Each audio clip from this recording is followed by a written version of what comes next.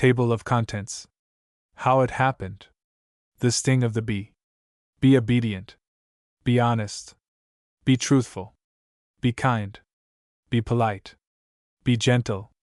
Be helpful. Be grateful. Be loving. Be content. Be prayerful. Home again. How it happened. Illustration: children looking out a window. The sun's gone under a cloud, called Grandpa cheerily over his shoulder, as he came into the dining room.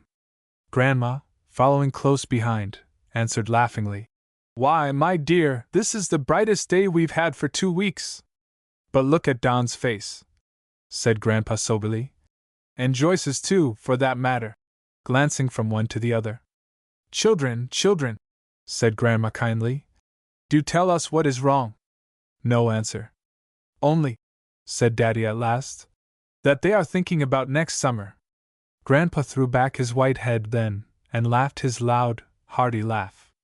"You little trouble borrowers," he cried. "Worrying about next summer! Why, only day before yesterday was Christmas, and by the looks of the dolls, and trains, and picture books lying all over the house." "But, Grandpa," said Don in a small voice, trying not to cry, "summer will be here before we know it. You said so this morning yourself, and Daddy says he's going north on a fishing trip." "And so," added Joyce sorrowfully, "Don and I can't go to the farm and stay with you as we did last year, and the year before last, and every year since we can remember." Joyce looked anxiously from one face to another. Daddy's eyes were twinkling. Mother looked rather sorry, and so did Grandma. But she knew at once, by the look on Grandpa's face, that he understood. He only nodded his white head wisely. "I see," he said. And some way, after that, Joyce felt that it would come out all right. It did. On the last morning that Grandpa and Grandma were there, Daddy said at the breakfast table, quite suddenly, as if he had just thought of it, "Mother, suppose we let the children choose for themselves? You and I will go to the lake next summer, and catch the big fish. But if they would be happier on the old farm, why—" "Oh!" cried Joyce delightedly. "Don, you and I may go to Grandpa's house next summer, if we like." "How do you know?" said Don rather crossly. "Daddy hasn't said that we could." "Why, he said it just now, didn't you, Daddy?" "Not exactly, but that's what I was going to say," said Daddy, smiling into Joyce's shining eyes. After that, it wasn't a bit hard to tell Grandpa and Grandma goodbye. "Only until next summer," whispered Joyce when she kissed Grandma for the last time. Long months followed, but June came at last. One happy day the children came home and threw their books down on the table, and Don raced through the house singing the last song he had learned at school. "School is done! School is done! Toss up caps and have a run! And now," said Mother that night, "we must begin to get ready for our trips. Are you sure, children, that you still want to go to Grandma's?" "Sure!" whooped Don, dancing about the room, while Joyce answered quietly, "You know, Mother, that nothing could ever change my mind." "Very well," said Mother.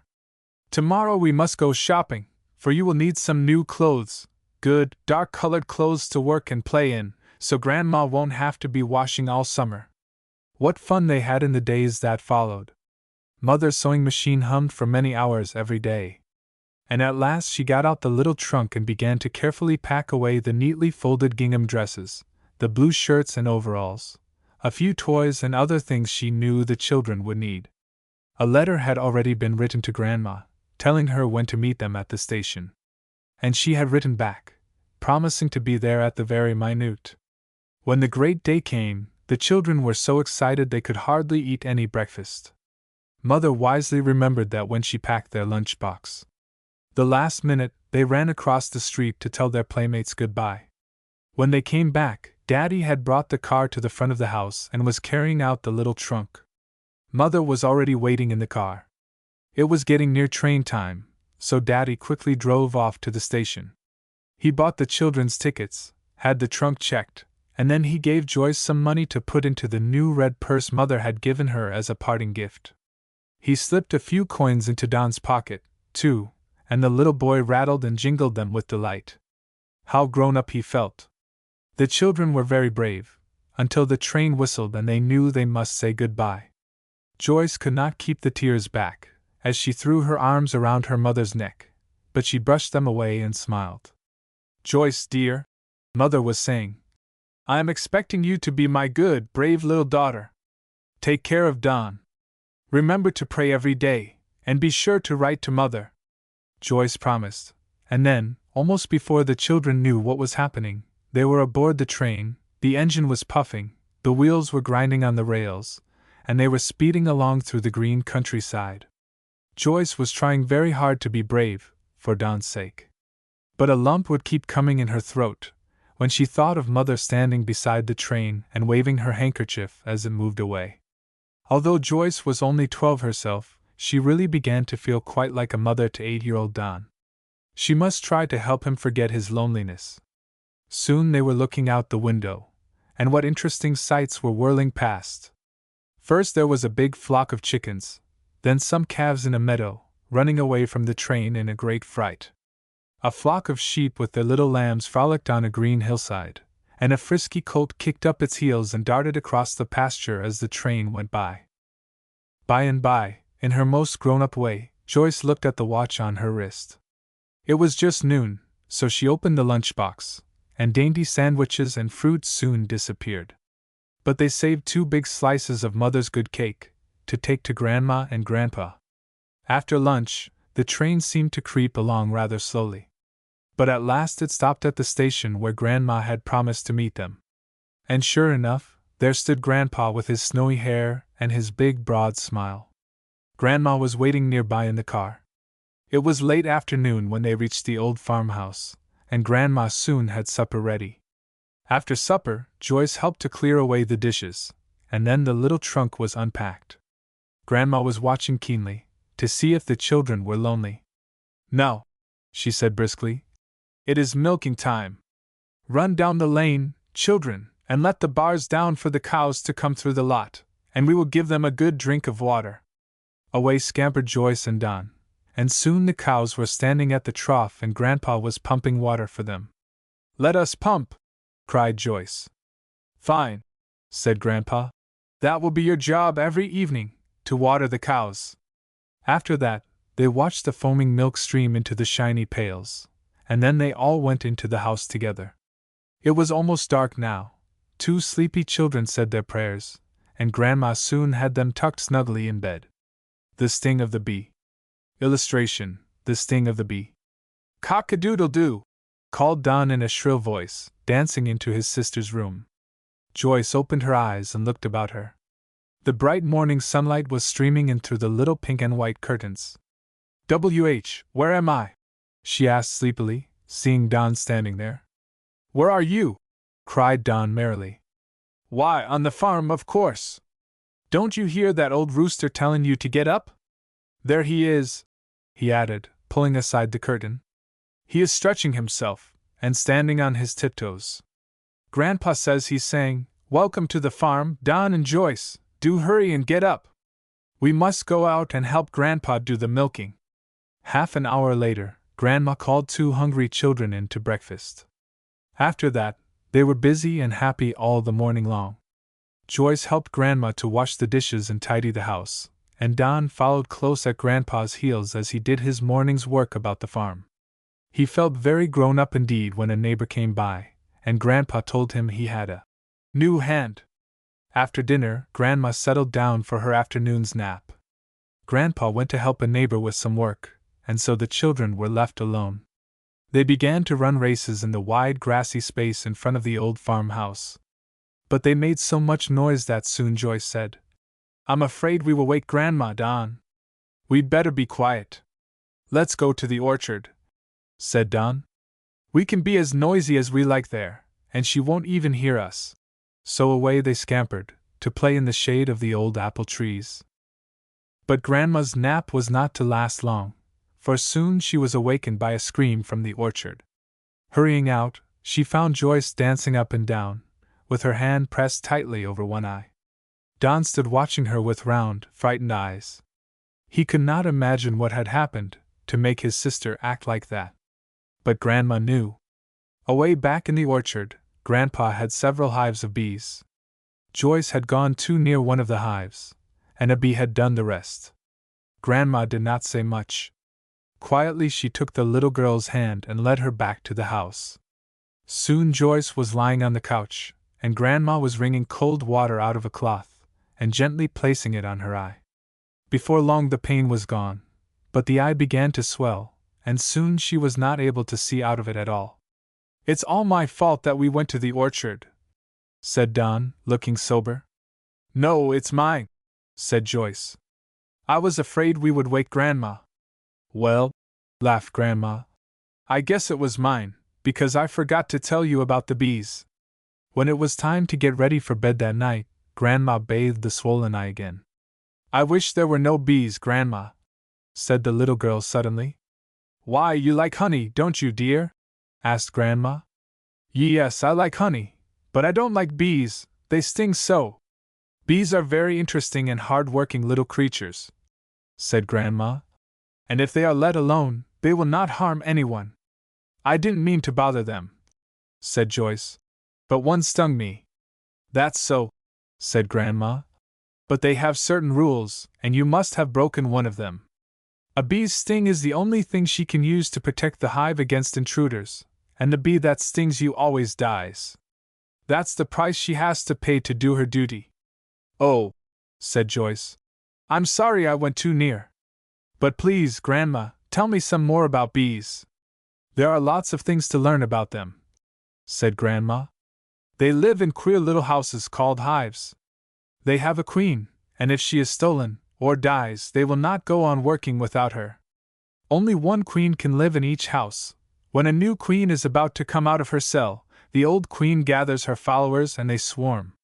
The queen bee lays the eggs, and when the eggs hatch, the hive is so full of bees that it cannot hold them all. As soon as they find another queen, some of them must move out. When the bees are swarming, they always take good care of their queen. Sometimes they settle on a limb of a tree, and while they are there, they keep their queen covered, so no one can find her.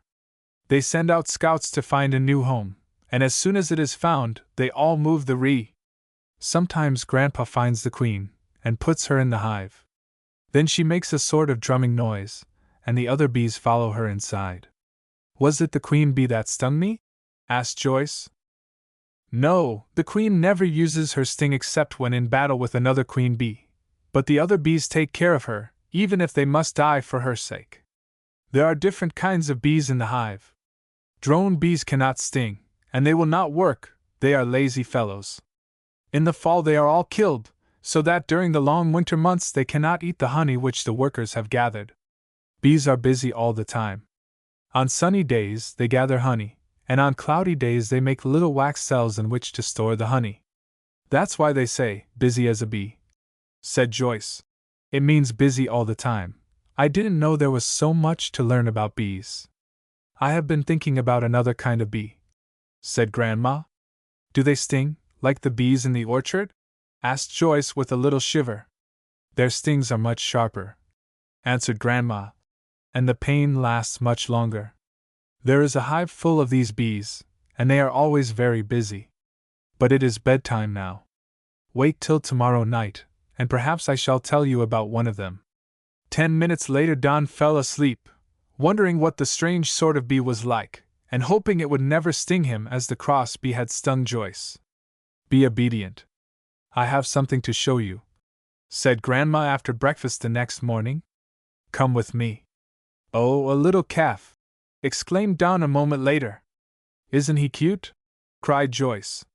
"See how wobbly his legs are. What's his name, Grandma?" "Grandpa says he's not going to bother naming him, when he has 2 bright grandchildren here on the farm," answered Grandma, smiling.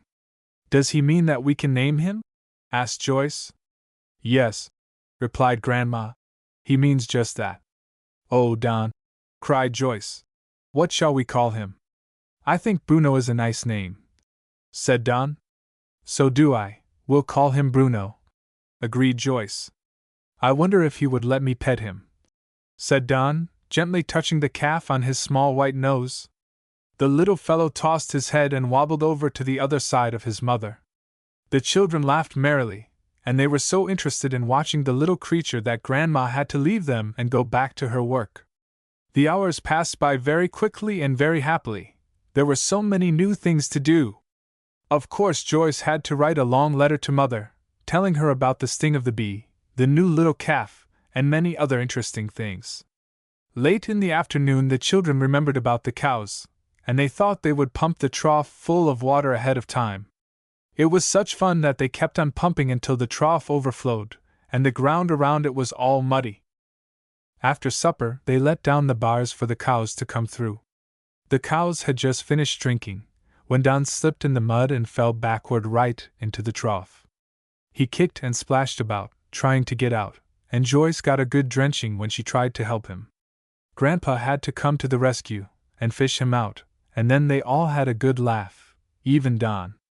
The children could not watch the milking that night, because they had to go to the house and put on dry clothes. Later in the evening, they reminded Grandma that she had promised to tell them a story. They drew their chairs close to hers, and she began.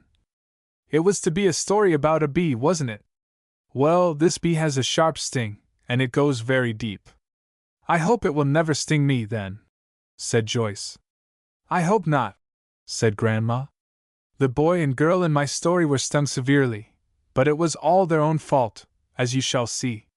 Anna and her brother lived near a pond, and when the cold weather came it was great fun to skate on the ice. Oftentimes they would slide across it on their way to school. One morning, as their mother buttoned their coats, she said, "Don't go across the ice this morning, children. It has begun to thaw, and it is dangerous." "No, we won't," they promised. When they reached the pond, Willie said, "Why, see, Anna, how hard and thick the ice looks. Come on, let's slide across it." Instantly the bee began to buzz about Anna's ears. "Bee zee zee zee zee zee."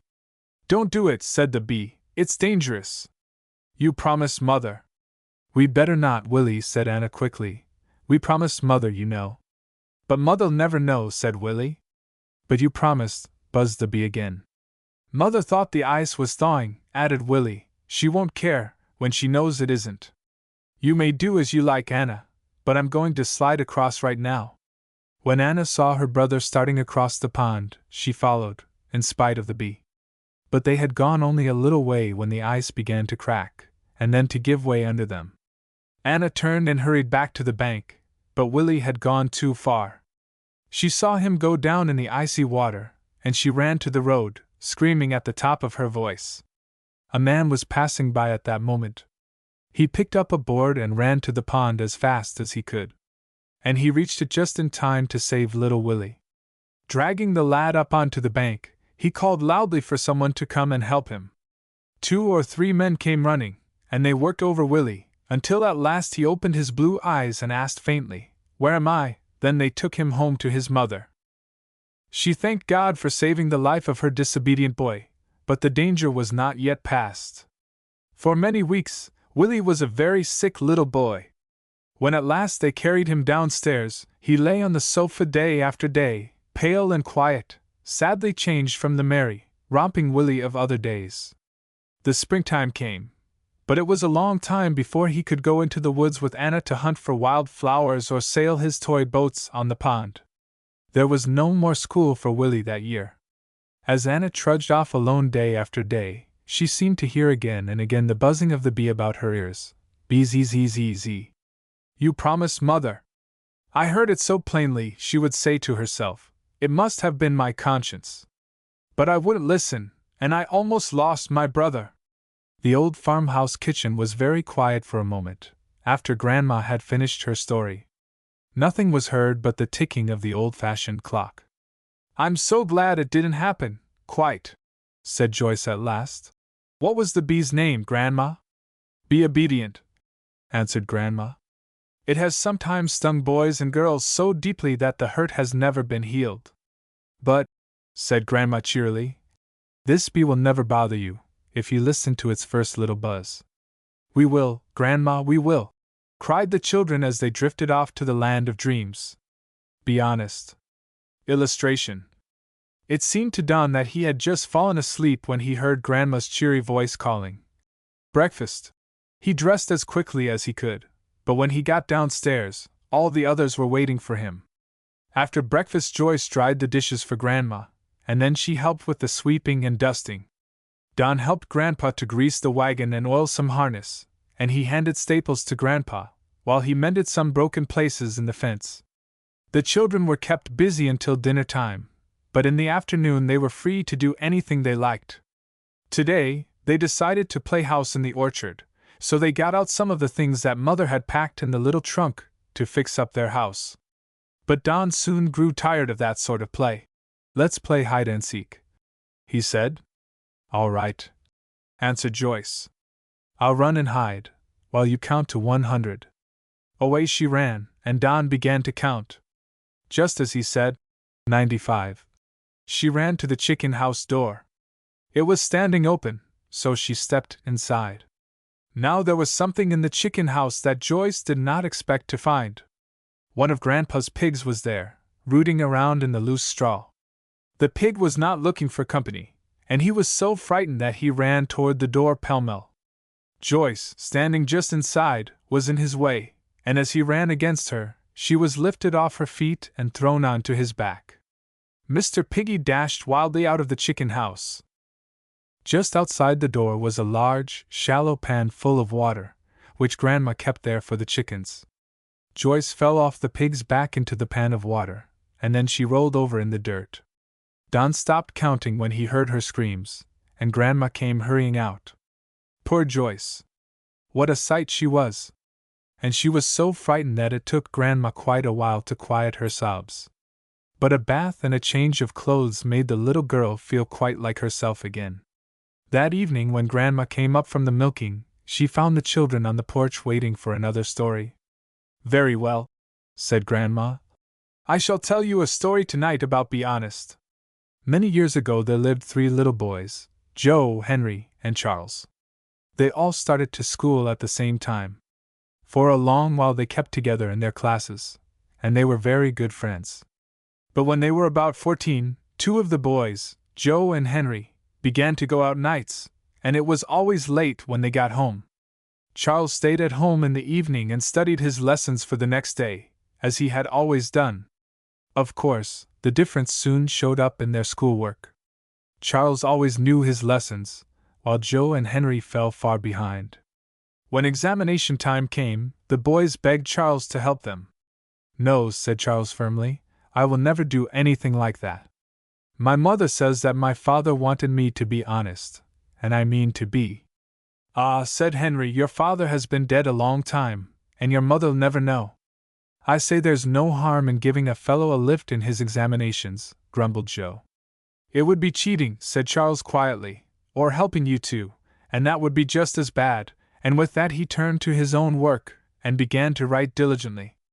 Of course Charles passed all his examinations with honors, and of course Joe and Henry failed. After that, the boys tormented Charles in every way they could.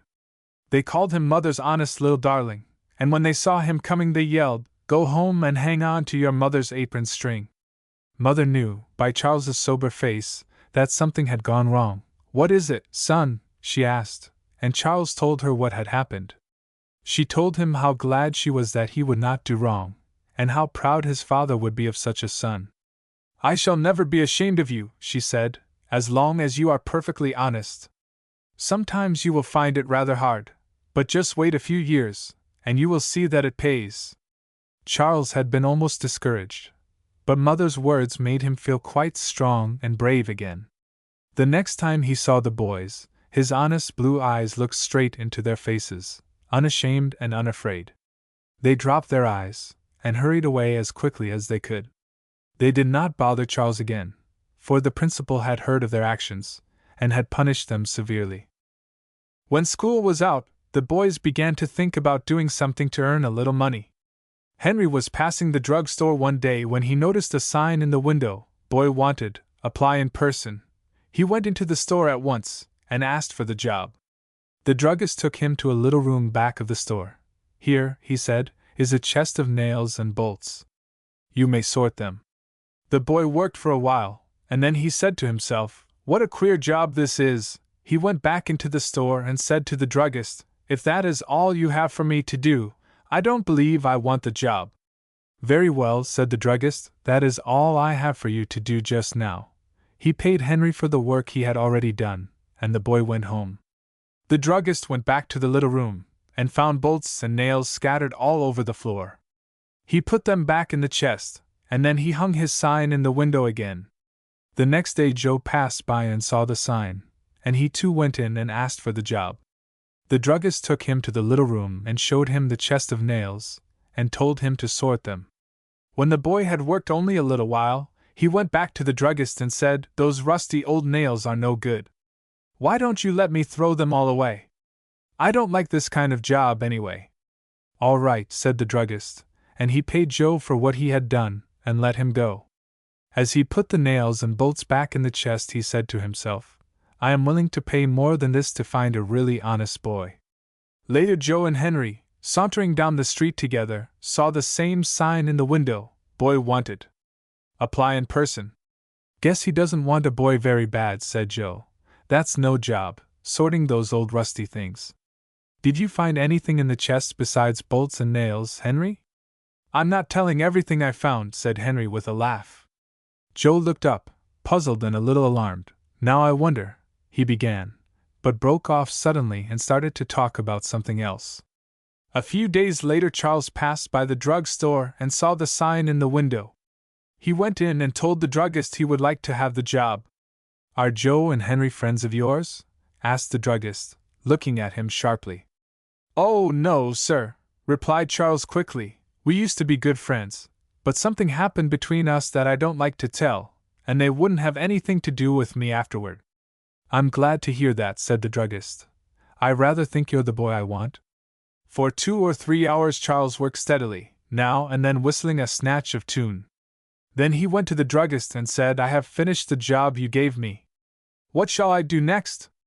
The druggist went to the little room to see how Charles had done his work. The boy had found some boxes lying about, and he had placed the bolts in one, the nails in another, and the screws in a third. "And see what I found!" exclaimed Charles. "It was lying under those old crooked bolts in the bottom of the chest," and he handed the druggist a $5 gold piece. The druggist took the money and said with a smile, "Now you may place the bolts and screws back in the chest just as you have them arranged in the boxes." After he had done that, Charles was sent on a few errands, and then he was dismissed for the day. A few days later the druggist gave Charles a key and said, "You may come early in the morning and open the store, and do the sweeping and dusting." At the end of the first week, when Charles received his pay envelope, he found the $5 gold piece along with the week's wages. One morning not long afterward, when Charles was sweeping the floor, he found a few pennies lying near the counter. He picked them up and laid them on the shelf, and told the druggist about them. Another day he found some pennies, a dime, and 2 nickels. These too he laid on the shelf, telling the druggist where he had found them. About a month later, when he was sweeping one morning, he found a bright, shiny new dollar. How he did wish he might keep it for himself! "The druggist would never know it," whispered a tiny voice. But just at that instant, "Be honest" began to buzz around his ears. "Don't forget what Mother told you," said the bee. "She said she would never be ashamed of you, as long as you were perfectly honest." Charles turned the shiny dollar over and over in his hand. The bee kept on buzzing. "Never do anything that will make your mother ashamed of you. Be honest. Be honest." "Yes," said Charles at last, "I will." He laid the dollar up on the shelf, and when the druggist came in, he told him about it. The druggist smiled and patted him on the shoulder. "You are an honest boy," was all he said. And at the end of the week, Charles found the shiny dollar in his pay envelope, beside his usual wages. A few weeks later, the druggist began to give Charles large sums of money to take to the bank for him. "I have found that I can trust you, my boy," he would say. Charles worked in the store all that summer, and when school opened again, he helped the druggist mornings and evenings. His tired mother did not have to take in so many washings now, for Charles always gave her his money at the end of the week. After he had finished school, the druggist gave him a steady job in the store, with good wages. "Charles," said the druggist one day, "do you remember the day you sorted bolts and nails for me?" "Indeed I do," answered Charles. "How glad I was to find work that day, so I could help my mother a little." And I shall never forget how surprised I was when I found a $5 gold piece at the bottom of the chest. I put it there on purpose, said the druggist. I wanted to find out what sort of boy you were. You did? Exclaimed the astonished boy. Yes, and when you brought it to me I was pretty sure that I had found an honest boy. But I wanted to be able to trust you with large sums of money, so I tested you still further. I left pennies and nickels and a dime on the floor, and last of all, $1. When you picked them all up, and laid them on the shelf, and told me about them, I knew then that I could safely trust you. I should like to ask you, said Charles suddenly, was there a gold piece lying in the bottom of that chest when Joe and Henry sorted the nails, too? Yes, said the druggist, each of them found a gold piece there, and each of them kept it for himself. So you lost $10, exclaimed Charles. Yes, lost $10 hunting for an honest boy. But it was worth it, for I found one at last. Is that the end of the story? Asked Joyce, as Grandma paused. Not quite, said Grandpa, who had been listening. Tell them what happened to Henry and Joe. Oh yes, I must not forget to tell you about them, said Grandma. Soon after Charles started working for the druggist, Henry was caught stealing some things from a department store. He was arrested, but his father paid the fine, so he was allowed to go free. But his dishonest habits soon got him into trouble again. He broke into a house while the family was away, and stole some money. He was sent to a reformatory for boys, and he had to stay there a long time. After that, he never could keep a job long, for he was so dishonest that no one could depend on him. Joe did not get into so much trouble in his boyhood, but after he became a man he forged a check and was sent to the penitentiary. How much better it would have been, said Joyce thoughtfully, if Henry and Joe had only listened to the bee in the first place. Yes, indeed, said Grandma. I have often thought of that, for I am sure the bee talked to them, as well as to Charles. Maybe, said little Don softly, they didn't have a grandma to tell them how to be good. Maybe not, said Grandpa, smiling as he rose to take the little fellow into bed. Didn't they ever change into good men? Asked Joyce. I'm afraid not, answered Grandma. That's the saddest part of the whole story. They felt the sting of the bee as long as they lived. Be truthful. Illustration.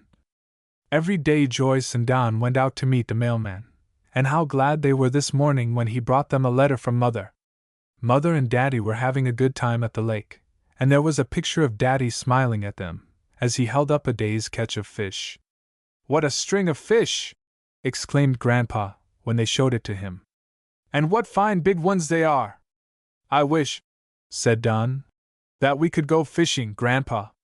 Grandpa whispered something in his ear, and the little fellow began to dance about and clap his hands. What is it? Asked Joyce excitedly. Only that we're going fishing tomorrow, said Grandpa. We'll start out bright and early in the morning, take our lunch, and spend the day at the river. Joyce and Grandma were busy all morning about the house, and in the afternoon they baked cookies, and got the lunch as nearly ready as they could for the trip.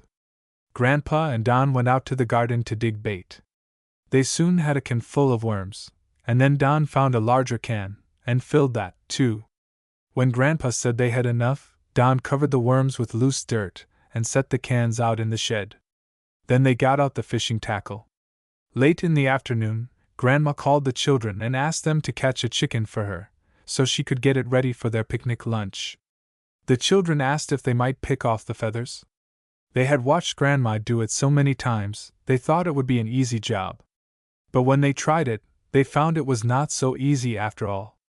They turned the chicken round and round, picking first in one place and then in another. It took them a long time to get all the feathers off. Then Grandma cut up the chicken and put it in a crock, and took it to the spring house to keep it cool. I will fry it in the morning, she said. How quickly the day passed by. It was already time to do the evening chores. Grandma was trying to teach the brown and white calf to drink milk from a pail. Grandpa was busy in the barn, so she called the children to come and help her. The calf was kept in a lot near the orchard. I want you to drive him to the corner of the fence for me, said Grandma. Then I will try to coax him to drink the milk. But the little creature was not so easy to manage. As soon as they had driven him into the corner, he would back away, and off he would go again, across the lot. After this had happened several times, Don said, "Just wait, Grandma, when we get him into the corner again, I will hold him there." So the next time, he grabbed the calf about the neck and jumped on his back. Instantly the calf turned and galloped across the lot. When he reached the farther side, he turned again, and Don rolled off on the soft grass. Just then, Grandpa came to the rescue. He drove the calf to the corner and held him there, while Grandma coaxed him to drink from the pail. "We must go to bed early tonight," said Grandpa as they started for the house. "We want to reach the river by the time the sun comes up." "But you'll tell us a story first, won't you, Grandma?" asked Don. "Yes," said Grandma, as she sank into her comfortable old rocking chair in the kitchen. "About another bee?" asked Joyce. "Which one?" "Be truthful," answered Grandma. "Boys and girls who will not listen to him often come to grief, as the boy did that I shall tell you about." Little Milton lived on a farm. His father had a number of mules, which he used in plowing his fields. 2 of the young mules were very ill-tempered. Milton's father was very careful to keep the little pigs and calves out of their way, for fear the mules would paw them to death. When Milton was almost 9, a little baby brother came into his home. His name was Marion. Milton loved the baby dearly, and never grew tired of playing with him. Their father built a fence around the yard.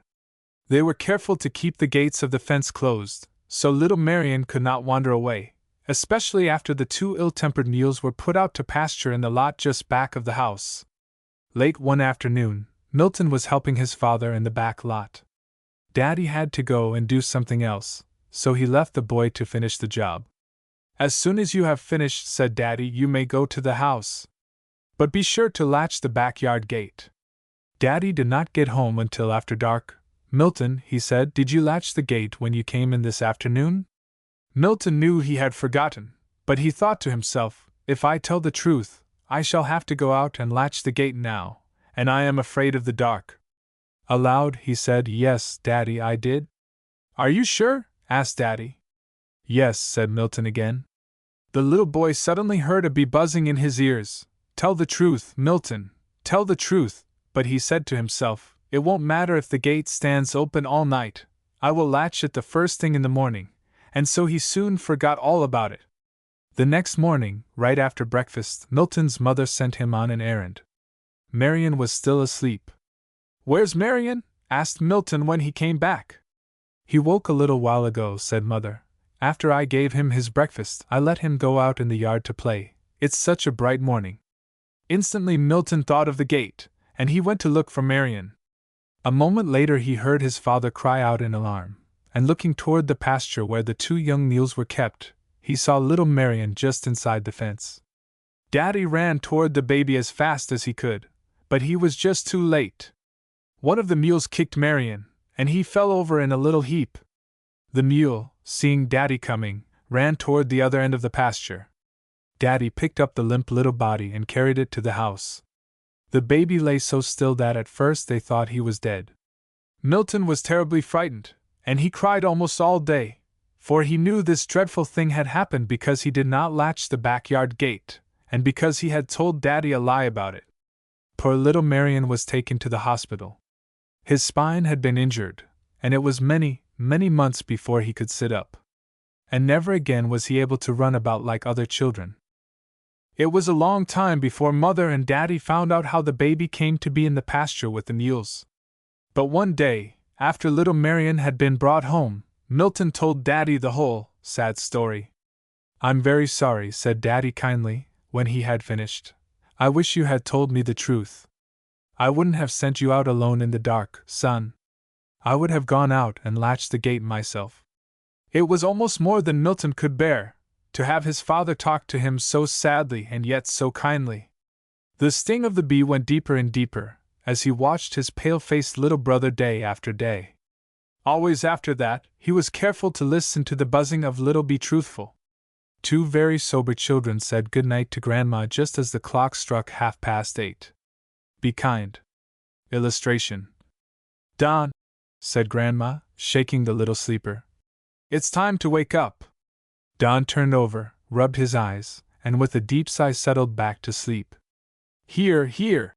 cried Grandma, shaking him again. "Do you want us to leave you at home all alone? We're going fishing today." Instantly Don was wide awake. He bounced out of bed and began to dress as quickly as he could. In 5 minutes he was in the kitchen, but Joyce was there ahead of him, helping Grandma to pack the lunch basket. Don was so excited that Grandma could coax him to eat only a few bites of breakfast. He was the first one in the car, ready to start for the river. The sun was just peeping over the hills, when they drove into a pretty, shady nook on the bank of the river. "This is always a good place to fish," said Grandpa.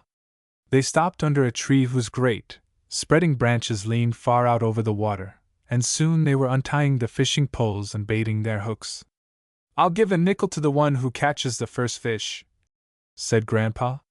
Suddenly Don's cork began to bob up and down in the water. Joyce felt a strong pull on her line, too. Almost at the same instant each of them lifted a fish from the water. Grandpa took the little perch from Don's hook, and a catfish from Joyce's, and with his big, hearty laugh he gave them each a nickel. The hours passed so quickly that before the children knew it, it was time for lunch. But when Grandma spread out the chicken and sandwiches and cookies and lemonade in the shade of the big tree, they found that they were as hungry as bears. After lunch, Grandma lay down in the shade and tried to take a nap, while the others went back to their fishing. But the fish did not bite so well as they had done in the morning. They had already caught a great many fish, so they decided to go home early. Grandpa had been stringing the fish one by one, as they had caught them, and he had let the line hang down in the water. Now, when he lifted it out, the children were delighted to see how many fish they had caught. "That is a longer string of fish than Daddy has in the picture," cried Don. "We cannot use so many fish ourselves," said Grandpa. "We shall have to share with the neighbors." When they reached home, Don helped Grandpa to clean the fish. Grandpa skinned the catfish, and Don scraped the scales from the perch. When they had finished, Don had fish scales all over him, even in his hair. But this trouble was all forgotten at supper time, when Grandma set a large platter of fish on the table. Grandpa said it tasted better than the fried chicken. In the evening, the children came to Grandma for their usual story. They sat down on the porch, with the soft summer dusk gathering about them. "I shall tell you a story tonight," began Grandma, "about a bee that every child should listen to and obey. Its name is Be Kind." James and Richard lived near each other, and they were playmates. One day they were flying their kites in a vacant lot, when they saw a dirty little puppy. Richard began to stamp his feet and try to scare it, but as he could not chase it away, he threw stones at the poor little thing. A stone struck the puppy on his head, and hurt him very badly, for he began to turn round and round, whining and howling pitifully. Richard laughed, as if he thought it a great joke. "Shame on you," cried James, "for treating a poor little puppy like that." "You're a sissy," said Richard, "or you wouldn't care." "You may call me what you please," said James, "but I shall never hurt a poor little dog that can't help himself. Maybe he's lost." With that, he lifted the little creature in his arms and carried him home. The puppy's head was bleeding where Richard had struck him with the stone. James washed the blood away and gave the little dog something to eat, talking to him kindly and petting him all the while. When his father came home that evening, he told James that the puppy showed marks of being a very good dog, and that if the owner never came, he might keep him for his own. James was delighted. He named the dog Rex, and at once began to teach him to do all sorts of tricks. Rex learned to walk on his hind feet, sit up straight and beg for something to eat, play dead dog, roll over, chase his tail, and run through a hoop. In a few months, Rex had grown to be quite a large dog. By this time, James had taught him how to swim, and when the boy would throw a stick into the water and say, "Go get it, Rex," the dog would bring it back in his mouth. All the boys in the neighborhood liked Rex, and he liked them all, except Richard. Whenever he came around, the dog would growl and show his teeth. 2 years later, one warm Saturday afternoon in April, James called Rex and started for the pond. Oftentimes fishing parties visited this pond, so a number of small boats were tied among the willows fringing the shore. On this particular afternoon, Richard and his little brother Harry had also gone to the pond, and Richard untied one of the boats to take a ride. Of course, he had no right to use a boat that did not belong to him, but he thought that no one would ever know. Just as James came around a clump of willows, he saw the little boat tip over, and Richard and Harry fell in, at the deepest place in the pond. James knew they could not swim, so he began to call for help as loudly as he could. Rex ran back and forth whining, looking first at James, then at the boys in the water. Suddenly a happy thought struck James. Pointing to the two boys, he said, "Go get them, Rex." Immediately the dog jumped into the water and began to swim toward the boys. He soon had Harry's collar between his teeth, and was swimming back to shore. James helped Harry to his feet, and then, pointing to Richard, he said, "Go get the other one." Richard had gone down the second time when Rex reached him, but as he came up to the surface of the water, the dog caught him and began to swim back. It was a hard task, as Richard was heavier than Harry, but at last Rex brought him safely to shore. All this time James had been calling for help, and now several men came running toward the pond. They began working with Richard, and after some time he came back to consciousness. "Who got me out of the water?" he asked, as soon as he could speak. "Rex," answered James. Tears rolled down Richard's face as he said brokenly, "Just think. I almost killed him when he was a little puppy. I know one thing, I'll never do such a thing again." Everybody petted and praised Rex for what he had done. Richard's father bought a beautiful new collar for him. But although the dog had saved Richard's life, he never would have anything to do with him afterward. He could not forget how cruelly the boy had treated him in his puppyhood. "Daddy promised to get a puppy for me soon," said Don. "I shall name him Rex, after the good dog in the story. And I'm quite sure," said Grandma, "that you'll always be as kind to him as James was to Rex. But I know a little man that will be asleep in about 5 minutes. Hustle him off to bed, Grandpa, or you'll have to carry him upstairs." Don said a sleepy goodnight, and sure enough, 5 minutes later he was fast asleep. Be polite. Illustration. When the children came down to the kitchen in the morning, they found that Grandpa had eaten his breakfast, and had gone out to build a pig pen behind the barn. Don hurried out to help him, and Joyce went to the spring house to do the churning for Grandma. The little girl plunged the dasher into the thick cream, lifted it, and plunged it again, until her arms ached. At last the dasher began to look clean, and tiny particles of golden butter clung to it, and she knew that the butter had come. Then she took the butter paddle and the bowl and cooled them in the spring, just as she had seen Grandma do. She lifted the butter from the churn with the paddle and began to work it to get the milk out. She had watched Grandma do this many times, and it had looked very easy, but she found it quite another thing when she came to doing it herself. After she had worked for some time, she had a solid roll of butter. She salted it, and worked it some more, and then she called Grandma to come and see it. "I could not have made better butter myself," said Grandma. So Joyce had something new to write about in her next letter to Mother. After dinner the children went to the orchard to play. They found an anthill, and it was very interesting to watch the ants as they worked. One ant was carrying a bread crumb several times larger than herself, and the children were watching eagerly. The old turkey gobbler came strutting toward them, but they did not notice. Joyce was bending over, watching the industrious little ant, when suddenly the gobbler perched upon her back and began to beat her with his wings. "Grandma!" screamed Joyce. It was a comical sight that Grandma saw when she came to the door. There was Joyce, running toward the house, with the gobbler after her, and Don coming behind. The gobbler was right at Joyce's heels, when suddenly the little girl dodged behind a tree and began to go round and round it, keeping the tree between her and the gobbler. At last Don found a stick and chased him away. When Grandma had comforted Joyce, she explained that it was the little girl's red dress that the gobbler didn't like. Joyce declared that she would never wear that dress again while she was on the farm. She never did, and so the gobbler did not bother her any more. At bedtime, the children were ready for their usual story. They clambered up on to the arms of the old rocker on the porch, while Grandpa sat down on the step. "What do we hear about tonight?" asked Grandpa. "I believe I like to hear the stories as well as Don does." "All boys are just alike, big and little," said Grandma with a smile. "My story this time is about Be Polite." "Oh," said Don. "I know a little verse about politeness. I learned it at school. Politeness is to do and say the kindest thing in the kindest way." "Then politeness means kindness, doesn't it, Grandma?" asked Joyce. "Yes, and more than that," replied Grandma. "A polite person is never rude." The story is about two children who were stung by Be Polite just once, but they never forgot it. Daisy and Dan were twins.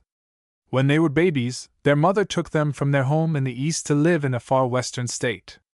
They could not remember their grandmother, who still lived back in the old hometown. All they knew about her was what their mother had told them, and she often wrote long letters and sent them lovely presents. One day they received a letter from Grandma, saying that she was coming to spend a few weeks with them. They could hardly wait for Thursday to come when she was to arrive at the station.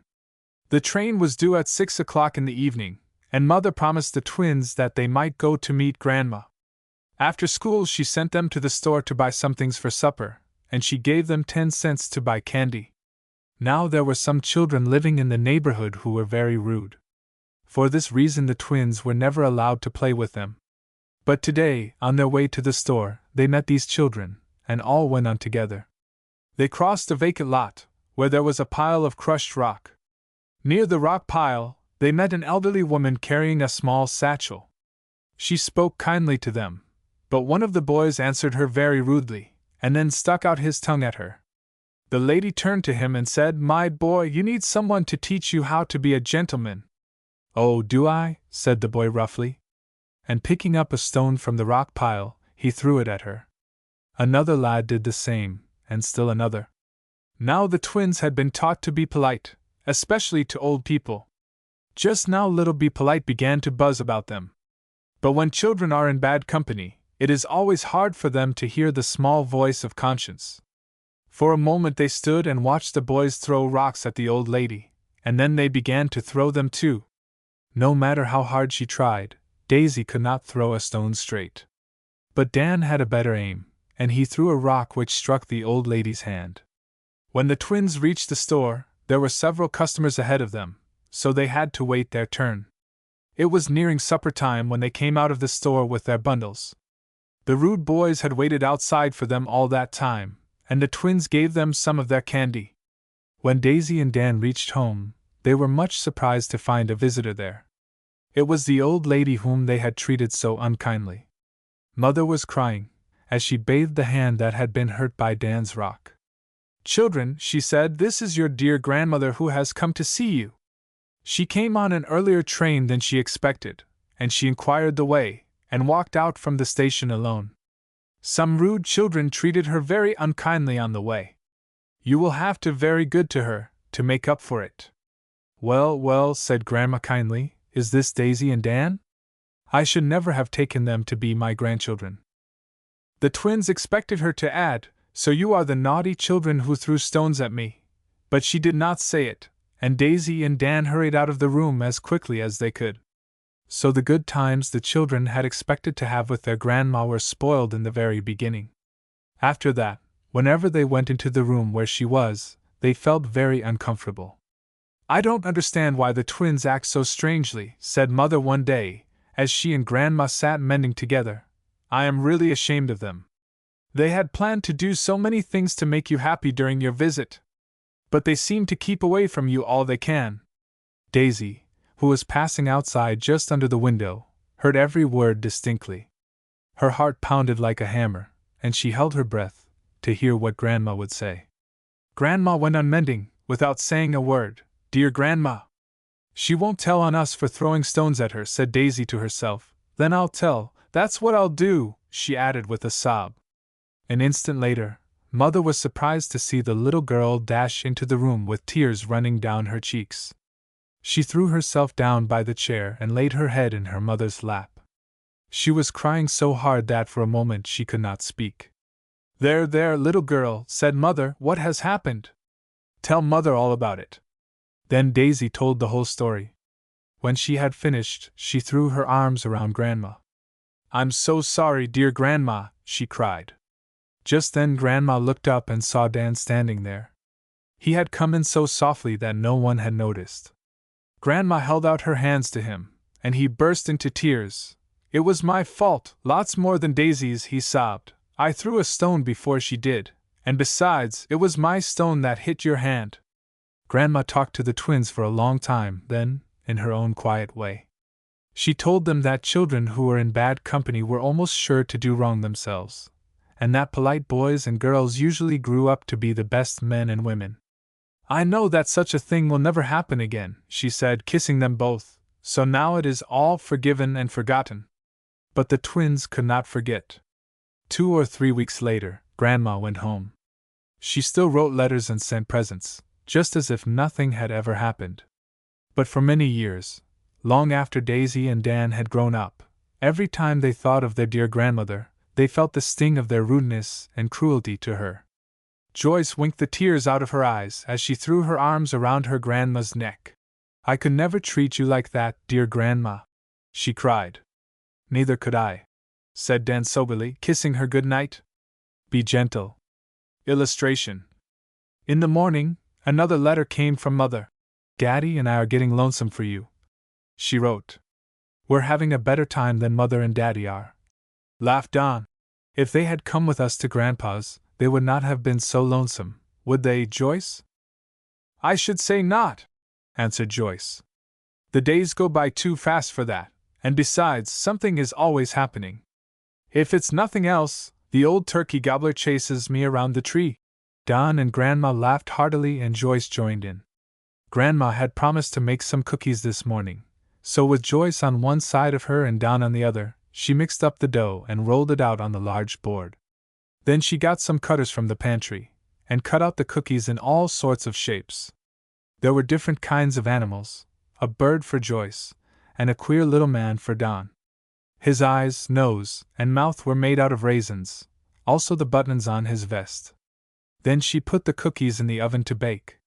When they were done and Grandma took them out, Joyce's bird stuck to the pan, and its tail came off. And Don's man had grown so fat that he had burst one of the buttons off his vest.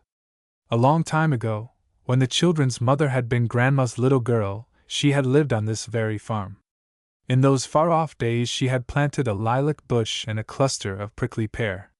Grandpa did not like the prickly pear, but he had let it grow all these years because his little girl had planted it.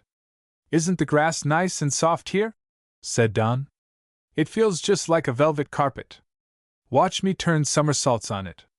With that, he began to turn somersaults, going in the direction of the prickly pear. Joyce called to him to be careful, but it was too late.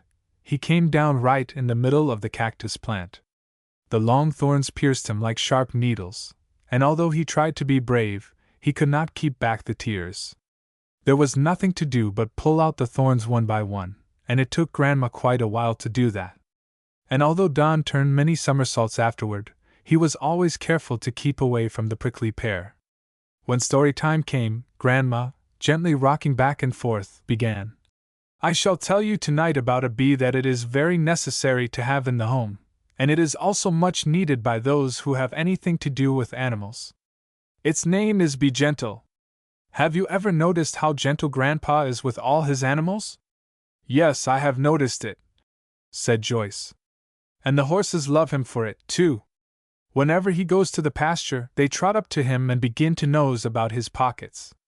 He usually carries something in his pockets to give them," said Grandma. "He has raised all his horses from little colts, and he has always treated them kindly.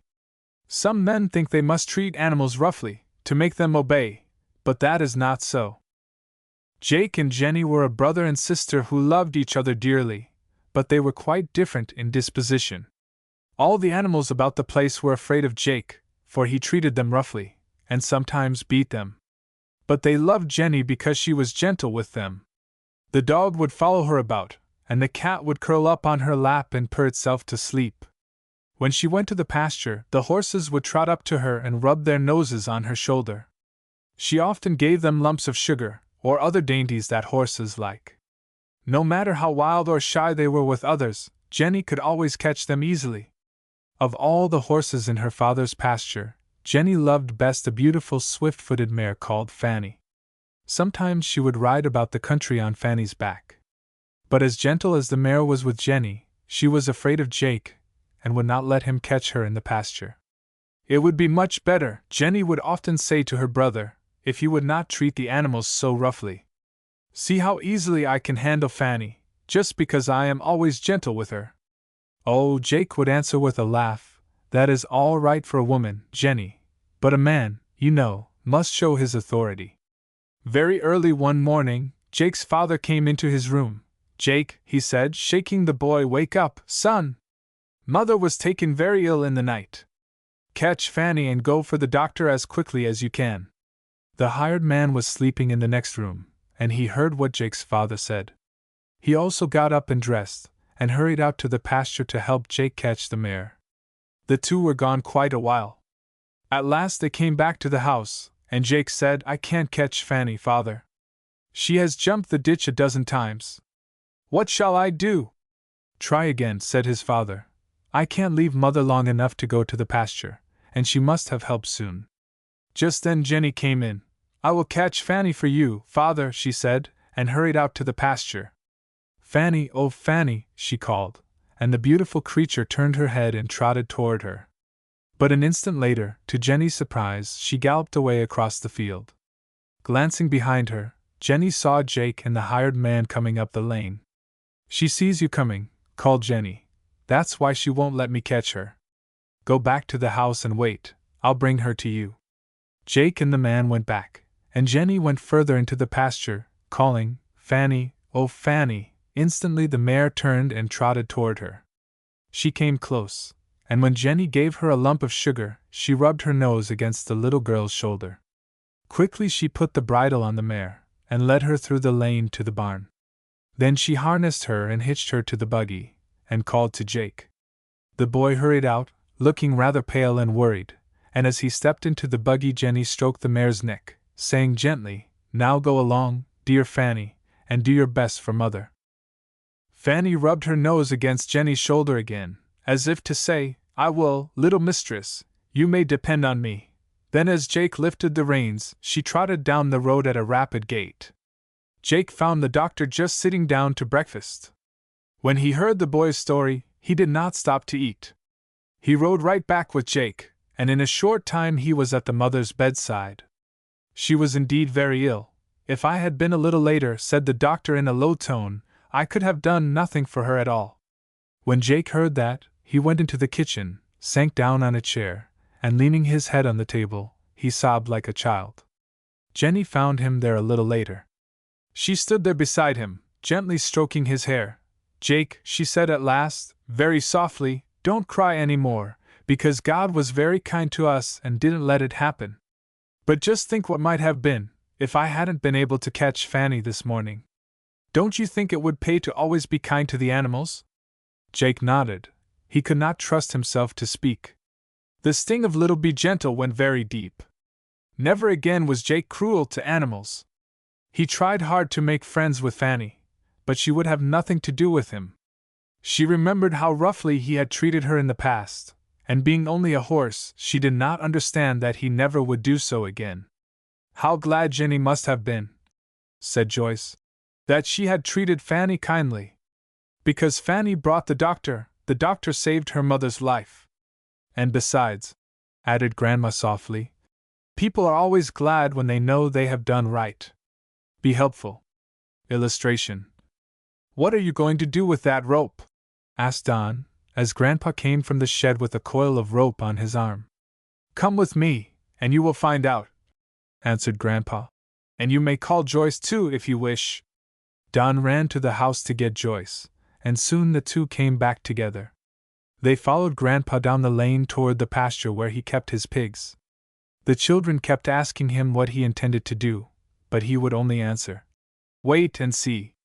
Grandpa had a good many grown hogs, and 10 little pigs. He opened the pasture gate and called to them, and they all came out into the lane, grunting and squealing. Then he coaxed them toward the pig pen that he had been building. He closed the gate, and turning to the children said, "Now if you watch me, you will see what I intend to do with the rope." When the children were both safe on the other side of the fence, Grandpa climbed into the pig pen and coiled the rope a number of times in his hands. Then he cast it from him, and it fell over one of the little pigs. He drew it in, and the pig was caught. Then he lifted him and placed him in the pen. How the little fellow squealed, and how hard the old hogs tried to get to him.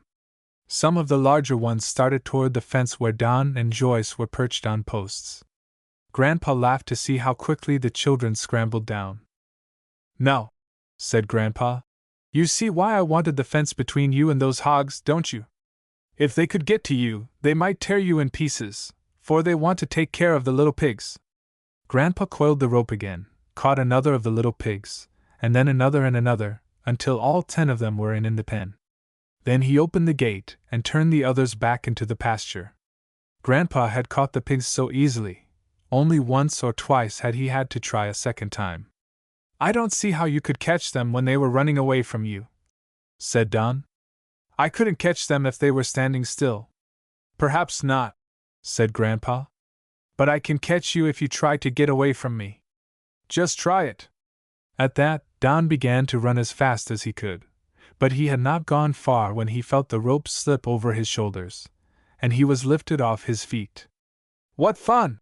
shouted Joyce. "Now try it on me." Grandpa spent quite a while catching first one and then the other. Joyce was the hardest to catch, for after a few times she learned how to dodge the rope. "Why did you put those little pigs in the pen?" asked Don, following close at his heels. "They are getting in the cornfield," answered Grandpa, "and eating too much of my corn." "But can't you keep them out?" asked Don. "No," said Grandpa, "for when I mend one place in the fence, the little pigs are sure to find another place big enough to squeeze through. So the only way I can keep them out is to pen them up. Don, you may carry water for the little pigs, and they will need plenty too, because it is so warm." That pleased Don, and he began at once to fill the trough which Grandpa had placed in the pen. That evening, Grandpa and Grandma and the children sat on the porch, listening to the chirp of the katydids and the call of the whippoorwills. "Grandma," said Don, "what kind of bee will you tell us about tonight?" "Be sleepy and go to bed," said Grandpa, with a wink at Grandma. The children laughed. "No," said Don, "I don't want to hear about that bee, not yet." "All right," said Grandma. "We'll have our story first, but we must begin right away, because it is almost bedtime. The bee I am thinking about tonight comes often to us all, especially to little children. Once there was a boy named Alfred who was the only child in his home. He was very selfish, and often he was determined to have his own way. But he had his good points too. Alfred lived in the country, and during the Christmas holidays, he visited a friend of his who lived in the city. Then his friend in turn visited him during the summer vacation. As soon as his company came, Alfred thought it was quite too much for his mother to ask him to help her. He forgot how very ill she had been, and how frail she still was. Indeed, it was hard for him to think of anything but having a good time with his friend. The two boys had planned to spend a certain day at the creek, fishing. Of course, they were eager to start as early as they could that morning. After they had gathered together everything that they needed for their trip, they went out to the kitchen and found Alfred's mother packing a lunch for them. "Alfred," she said, "I wish you would help me a little with the work before you go. I am afraid that I shall not be able to do it all alone. Would you mind stopping long enough to wash the dishes and clean up the kitchen for me?" Alfred began to pout, but his mother continued, "I really wish you were not going fishing today. Your father will be away all day, and I would rather not be left alone, for I do not feel as well as usual. But I will not keep you, if you will wash the dishes before you go." "Now, Mother," said Alfred angrily, "why do you ask me to do that, when you know I want to get started early? If I have to wait half the day, I don't care to go at all." Just then the bee began to buzz about Alfred's ears. "Help your mother! Help your mother!" it said. But Alfred did not pay any attention. "Let the dishes go," he cried. "I don't care whether they are ever washed or not." And picking up the lunch which his mother had packed so nicely for him, he started toward the creek. He did not even look back to say goodbye. The boys found fishing very good that day. They caught a fine string of trout, ate their lunch, and in the middle of the afternoon were ready to start for home. Alfred was much pleased with their catch, and on the way home he said over and over, "Won't Mother be glad we went fishing today, when she sees our string of trout? She is so fond of trout." But even while he was saying it, he could not forget the tired look on his mother's face, or the hurt look in her eyes when he had refused to wash the dishes for her. When the boys reached the house, it seemed strangely quiet. They found the dishes cleared away, and the kitchen neatly swept. Alfred's mother was lying on the couch, and she seemed to be resting very comfortably. "See, Mother," said Alfred, "isn't this a nice string of trout?" But Mother did not answer. Alfred spoke to her again. Still no answer. He touched her hand then, and found it icy cold. Then the awful truth dawned upon him. His mother was dead. She had died while he was fishing, but she had done the work that she had asked her boy to do. All his life, poor Alfred felt the sting of the bee that had buzzed about him on that summer morning. What hurt him most deeply was that he would never again have a chance to help his frail little mother who had done so much for him. "I'm so glad," said Joyce, "that I still have my mother, and that I can do things for her when she is tired." "It's a sad story, Grandma," said little Don, "but I'm glad you told it to us. I'm going to remember it always. Be grateful." Illustration. Another morning came to the farm, another day for the children to roam about the fields and enjoy themselves in God's big, free out-of-doors. How much more pleasant than having to play in their own yard in the city, these hot summer days. In that long-ago time when the children's mother had lived on the farm, Grandpa had given her a pony of her own to ride to school in the village. Old Ned was still on the place. Grandpa was always ready to saddle and bridle him, whenever the children wished to go for a ride. Today, as the children wandered to the back of the orchard, wishing for something to do, Ned stood on the other side of the fence and neighed at them. That gave Don an idea. "Oh, Joyce," he cried, "let's ride Ned around in the pasture." "Without a saddle?" exclaimed Joyce. "Of course," answered Don in his most grown-up tone. "Why not?" "All right," said Joyce a little doubtfully. They went out through the barn lot, leaving the gate open behind them.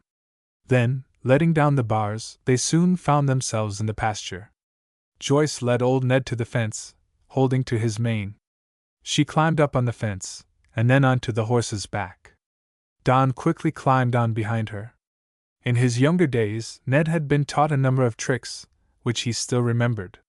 He would shake hands, and nod his head, and ride up the steps. And when a rider was on his back, if he gripped his knees in Ned's sides, the old horse would gallop away as fast as he could. Always, before this, the children had ridden with a saddle, and so they had never had to hold fast with their knees. But today Joyce knew she would have to hold on tightly, so she pressed her knees hard against old Ned's sides. Instantly he started to gallop across the pasture. He went up the lane, through the open gate into the barn lot, and on to the watering trough. Joyce still held to his mane with all her might, gripping him tightly with her knees. Don bounced up and down behind her, with his arms about her waist. When Ned reached the watering trough, he stopped. Suddenly he lowered his head, and both children slipped off into the trough. It was about half full of water, and Joyce fell in face downward. Such sputtering, puffing, and blowing, as they scrambled out of the trough. And there stood old Ned, looking at them as if to say, "How did you like your bath?" Grandpa came hurrying up to see if they were hurt. He told them that old Ned was only doing as he had been taught when he was a colt, and that they could not expect him to do otherwise if they rode him like that. That evening, as twilight settled down, Grandpa and Grandma and the children sat on the porch and listened to the lonely call of a whippoorwill from the neighboring woods. "I see the big bear," said Don. "And the little bear, too." "What is the Milky Way, Grandma?" asked Joyce. "When men look through telescopes they find millions of stars, so close together, and so far away that not one star can be seen by the naked eye. The Indians used to say it was the path which all Indians must travel after they died, to reach the happy hunting grounds. See how bright the stars are in the dipper!" exclaimed Don. "When I was just a little girl," said Grandma, "I learned a rhyme about the Milky Way. The man in the moon that sails through the sky is known as a gay old skipper. But he made a mistake when he tried to take a drink of milk from the dipper. He dipped it into the Milky Way, and was just prepared to drink it, when the big bear growled, and the little bear growled, and it scared him so that he spilled it." The children liked the queer little rhyme, and said it over until they knew it by heart. At last Grandpa said, "I guess it's about time to turn in for tonight." "Oh no," said Don. "Not till Grandma tells us our story." "All right," said Grandma. "I shall tell you this time about a little bee called Be Grateful. It has a very sharp sting, as you will see. Far away, under sunny Italian skies, there is an old, old town by the name of Atri. It is built on the side of a steep hill. A very long time ago, the king of Atri bought a great golden-toned bell and hung it in the tower at the marketplace. Fastened to the bell, there was a long rope that reached almost to the ground. "We shall call it the Bell of Justice," said the king. He proclaimed a great holiday in Atri, and invited everyone to come to the marketplace and see the bell. It shone like gold in the bright sunlight. When the king came riding down the street, the people whispered to one another, "Perhaps he will ring the bell." But he did not. Instead, he stopped at the foot of the tower and raised his hand. All the whispering and talking stopped, for the people knew that the king was about to speak.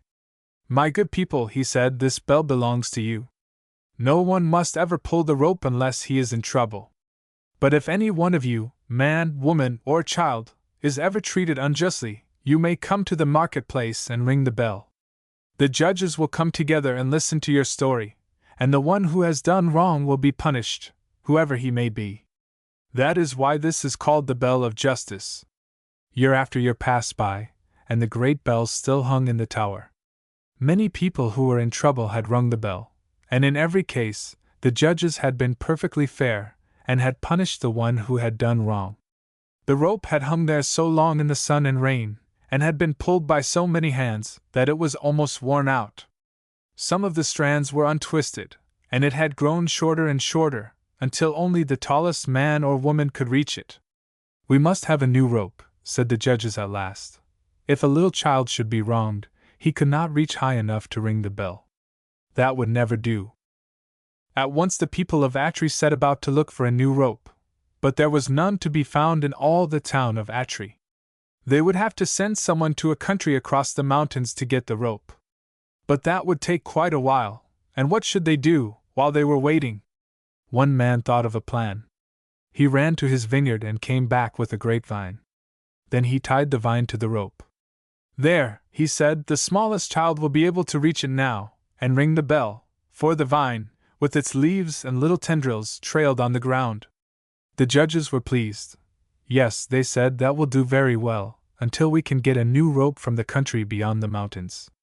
Near the village of Atri, higher up on the hillside, there lived an old soldier. When he was a young man, he had traveled in far distant countries, and had fought in many wars. And he was so brave that his king had made him a knight. He had had one true and faithful friend all through those hard and dangerous years. It was his horse. Many a time the brave steed had saved his master's life. But now that the knight was an old man, he no longer wished to do brave deeds. He cared now for only one thing: gold, gold, gold. He was a miser. One day, as he passed his barn, he looked in and saw his faithful horse standing in his stall. The poor creature looked almost starved. "Why should I keep that lazy beast any longer?" said the miser to himself. "His food costs more money than he is worth. I know what I will do. I will turn him out on the hillside, and let him find his own food. If he starves to death, why, he will be out of the way." So the brave old horse was turned out to graze as best he could on the rocky hillside. He was sick and lame, and he grew thinner every day, for all he could find was a tiny patch of grass or a thistle now and then. The village dogs barked at him and bit at his heels, and naughty boys threw stones at him. One hot afternoon, the old horse limped into the marketplace of Atri. No one was about the streets, for the people were trying to keep as cool as they could in the shelter of their homes. As the horse went picking about trying to find a few blades of grass, suddenly he discovered the long grapevine trailing on the ground at the foot of the tower. The leaves were still green and tender, for it had been placed there only a short time before. The horse did not know that the bell would ring if he pulled the vine. He only knew that here was a juicy bit of dinner for him, and he was hungry. He nibbled at the end of the vine, and suddenly, far up in the belfry, the huge bell began to swing back and forth. From its great throat, golden music floated down over the town of Atri. It seemed to be saying, "Someone has done me wrong. Ding dong, ding dong." The judges put on their robes, and hurried out of their cool homes into the hot streets of the village. Who was in trouble, they wondered. When they reached the marketplace, no one was there, but they saw the starving old horse, nibbling at the tender grapevine. "Ho, ho!" cried one, "it is the miser's brave old steed. He rings the bell to plead for justice." "And justice he shall have," cried another. "See how thin he is," said a lad with a kind heart. By this time, many people had gathered in the marketplace. When they saw the old horse, a murmur of astonishment swept through the crowd. "The miser's steed," cried one to another. "He has waited long, but he shall have justice today." "I have seen the old horse wandering on the hillside day after day, in search of food," said an old man. "And while the noble steed has no shelter," said his neighbor, "his master sits at home, counting his gold." "Bring his master to us," cried the judges sternly. And so they brought him. In silence he waited to hear what the judges would say. "This brave steed of yours," they said, "has served you faithfully for many a long year. He has saved your life in times of danger. He has helped you to hoard your bags of gold. Therefore, hear your sentence, O miser! Half of your gold shall be taken from you, and used to buy food and shelter for your faithful horse." The miser hung his head. It made him sad to lose his gold, but the people laughed and shouted, as the old horse was led away to a comfortable stall and a dinner fit for the steed of a king. "Hooray!" cried Don. "Good for the brave old horse. Grandpa, I'm so glad you aren't a miser." He was thinking of old Ned, with his sleek, shining black coat. "Bedtime," announced Grandma, as she led the way into the house. "Good night, children, and happy dreams to you. Be loving." Illustration. When the children ran down to meet the mailman in the morning, he handed them another letter from Mother. She and Daddy were going home next Friday, she said, and they must be there Saturday, to start school on the following Monday. "Only 3 more nights to be here," said Joyce, taking the letter into Grandma. "I want to go home and see Mother and Daddy, but I wish I could stay on the farm, too. And only 3 more stories about bees," added Don. "We must remember them all, Joyce, so we can tell them to Mother." "What do you want to do today, children?" asked Grandma. "After our morning work is done," said Joyce, with her most grown-up air, "we must finish weeding the flower bed." "Grandma," called Don a little later, "come and see how nice it looks where we pulled the weeds yesterday." Grandma stood a moment thoughtfully looking down at the half-weeded bed of flowers. "Children," she said suddenly, "if you wanted a flower this morning, where would you pick it? In the part of the bed that is full of weeds? Or in that patch over there that you have weeded so nicely?" "I would pick my flower where there aren't any weeds," answered Don, wondering why she asked. "I would take that pretty big red one right over there." "And so would I," declared Joyce, pulling up a stubborn weed. "But why wouldn't you take this one?" said Grandma, as she parted the weeds and showed another red beauty. "Well," answered Don, "I suppose it's just as pretty, but some way the weeds make it look ugly." "That's just what I was thinking about," said Grandma. "I have seen children who were like this flower in the weeds. They had beautiful faces, but they let the weeds of disobedience, selfishness, deceit, and pride grow all about them until you could not see their beauty for the ugly weeds. This garden makes me think of 2 cousins that I knew once. One was obedient, unselfish, and kind to everybody, and although she did not have a beautiful face, she was loved by all who knew her. The other girl had a beautiful face, but she had such an unlovely disposition that nobody cared for her, and so she was left very much to herself. Her beauty, like this lovely flower, was quite hidden by the ugly weeds growing up all around her. These weeds in the flower bed were very small in the beginning, but they grew and grew, until now they are taller than the flowers. And the weeds in God's child gardens are small at first, too. To begin with, there springs up the weed of telling a story that is not quite true. If it is not pulled up at once, soon it grows up into a big ugly lie weed. Other weeds, disobedience, selfishness, and unkindness, spring up around it, and soon the beautiful flower is hidden by the tall weeds. And when the master of the garden wants a lovely flower child to do a kind deed for him, he never thinks of choosing one that is surrounded by weeds. "What a nice story!" exclaimed Joyce.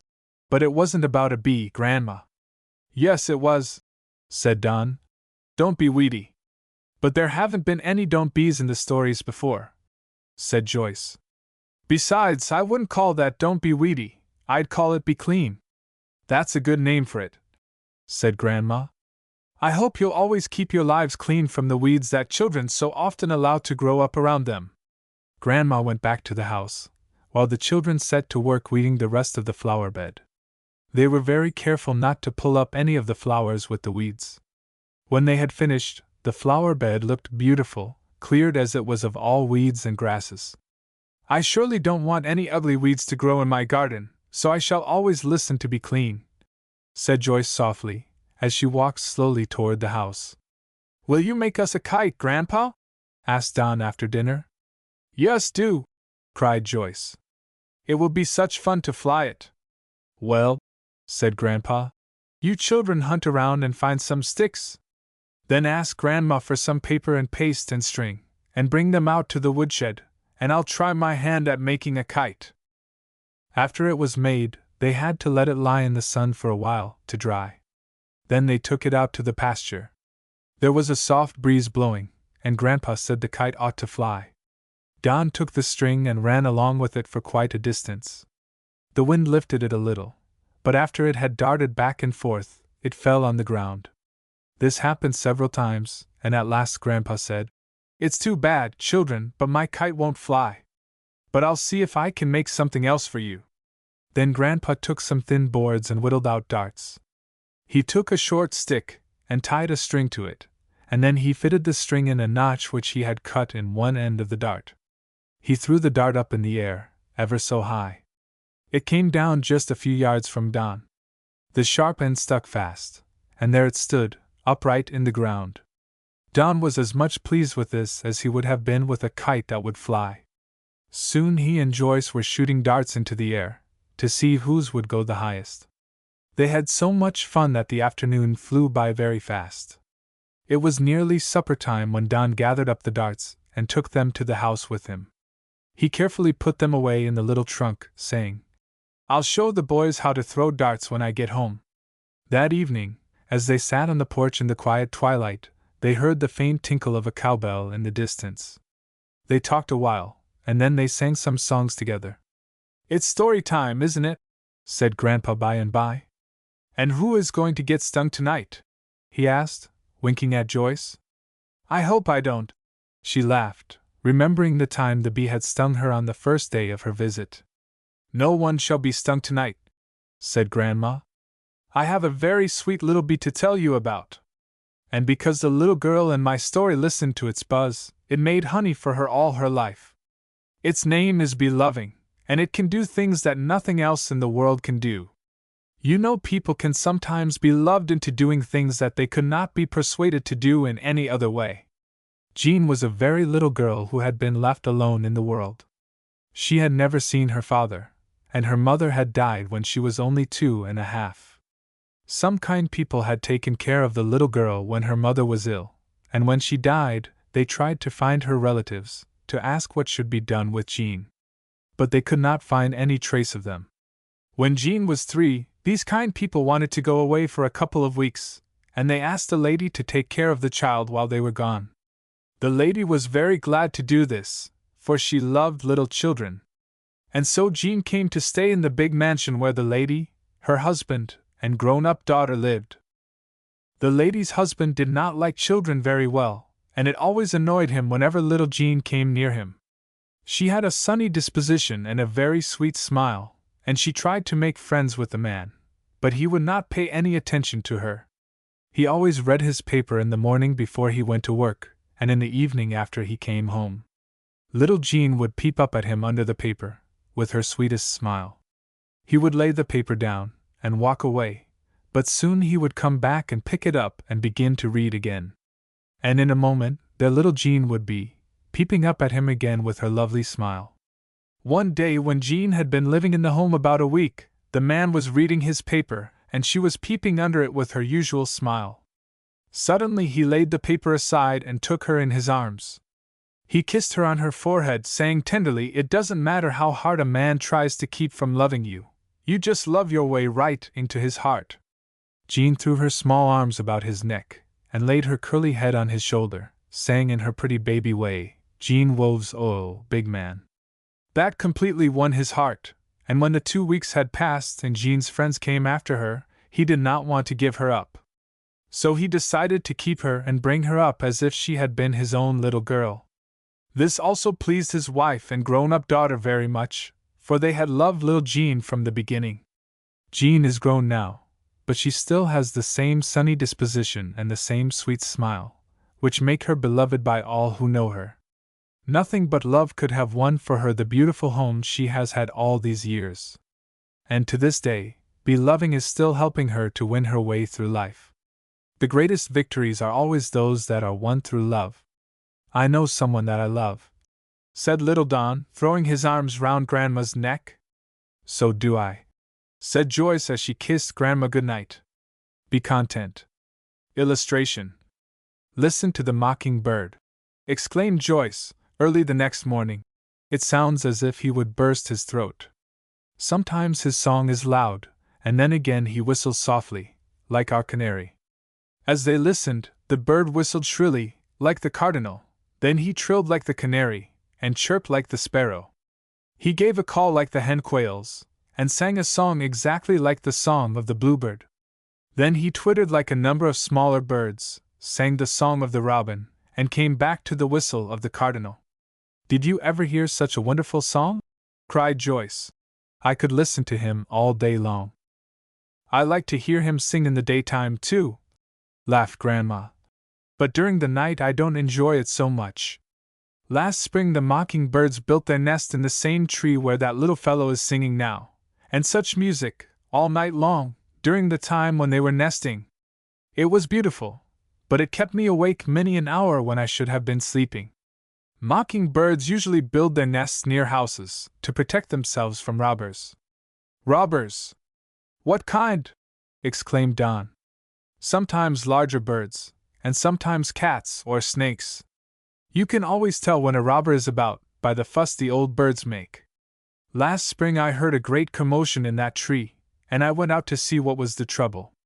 I looked about for quite a while before I discovered the nest, and all the time the birds were darting here and there and giving their sharp little cries of distress. When at last I found the nest, I saw a big black snake crawling toward it. I got the garden rake and pulled him loose from the limb, and when he fell to the ground, I killed the cruel thief." Joyce stepped out into the yard, to get a better look at the little songster as he sat swinging at the top of the old apple tree. Just then he flew across the orchard and down to the creek, alighting among the willows along the bank. That afternoon the children went to the creek, to see if there were any water lilies in bloom.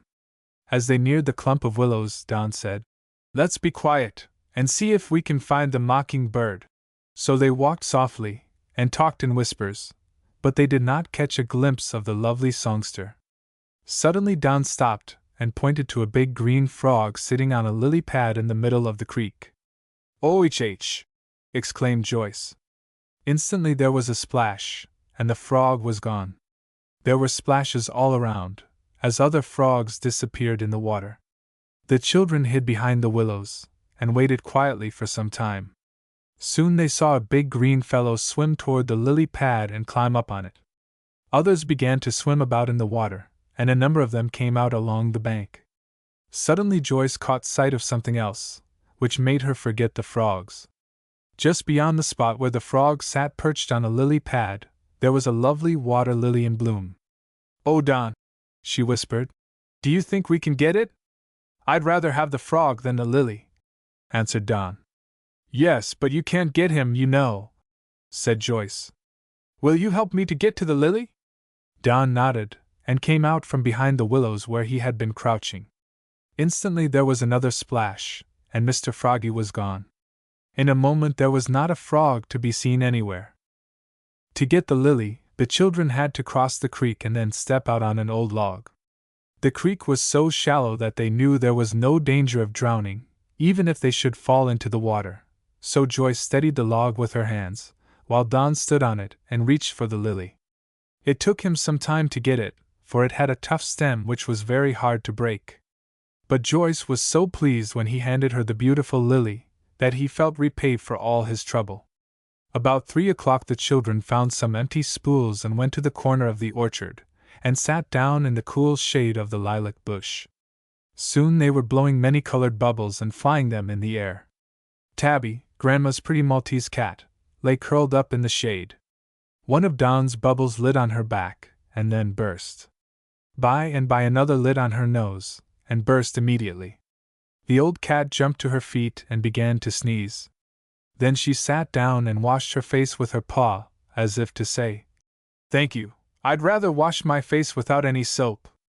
That evening, as they sat on the porch, Joyce said a little sadly, "It will not be long now before we shall hear the noisy street cars again, instead of the katydids and whippoorwills.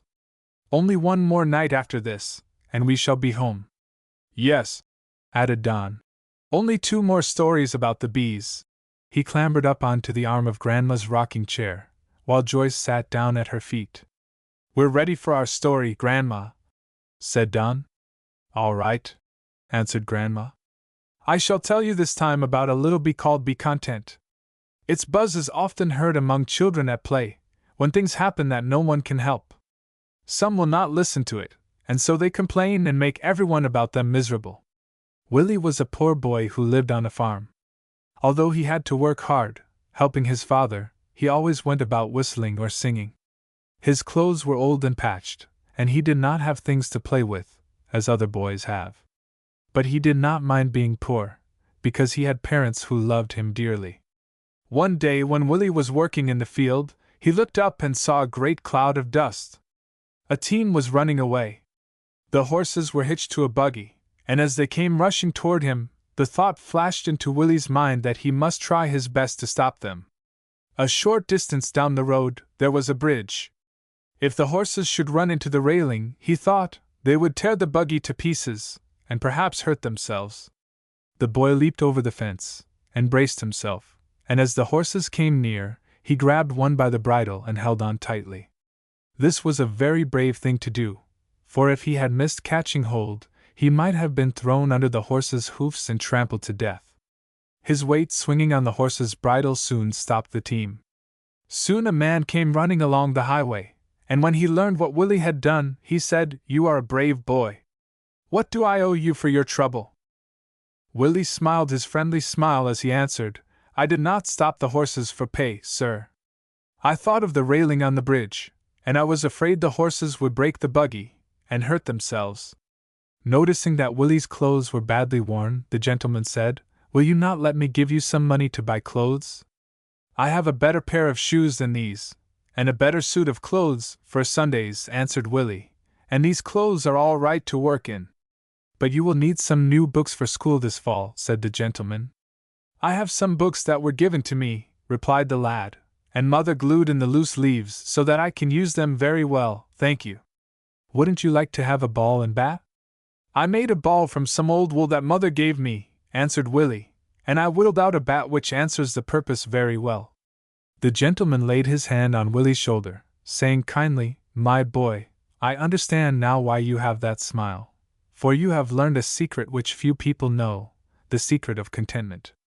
I shall have to call you the contented boy," and with that he drove away. A few days later, a large box came to the village, addressed to Willie. The express agent sent word out to the farm, and Willie's father drove into the village to get it.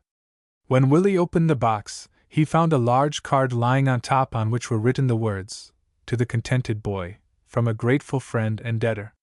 He knew then that the box had come from the man whose team he had stopped a few days before. It contained a new suit of clothes, some shirts, overalls, stockings, a warm cap and mittens, and a new baseball and bat. When he lifted out the overcoat, he felt in the pockets and discovered a $5 bill. How pleased Willie was! As he went back to his work in the field, he whistled more cheerily than before. But that was not all. At Christmas time, a wonderful bicycle came from his new friend. You will believe me when I tell you that he was the happiest boy in the country. That's the best story you have told us yet, said Don. I think Willie was a brave boy. And he deserved everything he got, added Grandma, for he had learned the secret of being content with a very little. Be prayerful. Illustration: be prayerful. Another morning came, the morning of the last day Joyce and Don were to spend on the farm. They followed Grandma about the house, eager to do something to help. After the usual work was done, and they had taken turns at the churning, Grandma said she would make cookies to pack in their lunch basket the next day. So she gathered together eggs, sugar, flour, milk, butter, baking powder, and spices. Quickly she made the dough and rolled it out on the board. The children stood close to her watching as she cut out the dough in different shapes. She made quite an army of cookie men, and after they were baked, she covered them with icing. She made their eyes out of cinnamon drops, also the buttons down their vests. Aren't they lovely? Cried Joyce. Put plenty of them in our lunch basket tomorrow, won't you, Grandma? Then we can take some home to Mother and Daddy. Yes, said Grandma. And there will be enough for your little friends, too. In the afternoon, the children's trunk was brought out, and Grandma helped them to pack. There were so many things they wanted to take home with them that this was quite a task. At the last moment, just as Grandma was ready to close the trunk, Don ran and got the kite that Grandpa had made. Maybe Daddy will know how to make it fly, he said.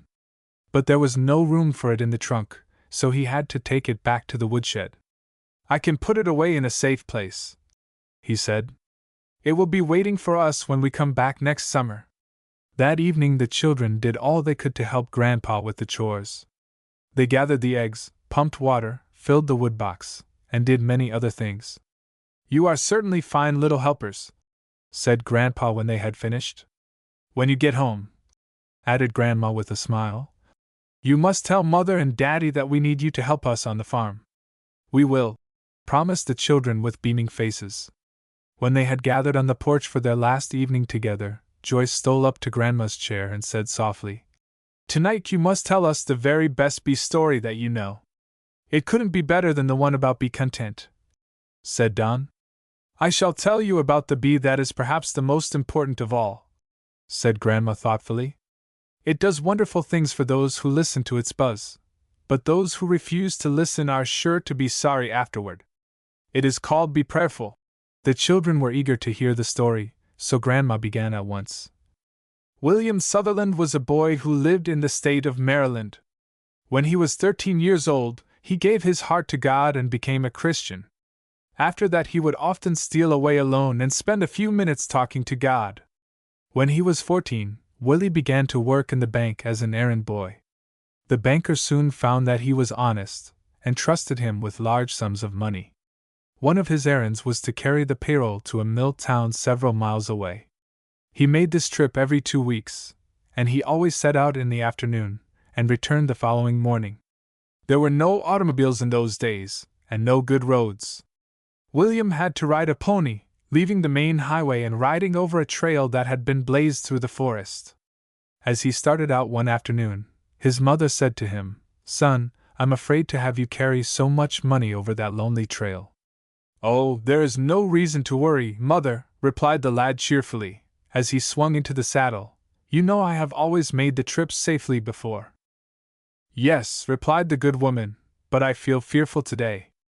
I shall be praying for you while you are on your way. William waved to her, as he turned his pony about and started on his journey. He had placed the payroll in his saddlebags, and as he looked at them he said to himself, How glad I am that my master trusts me with so much money. He whistled and sang, as he rode along, but as he neared the lonely forest trail, a strange feeling of fear came over him. He reined in his pony and sat still for some time, wondering just what he ought to do. Then Be Prayerful began to buzz about his ears.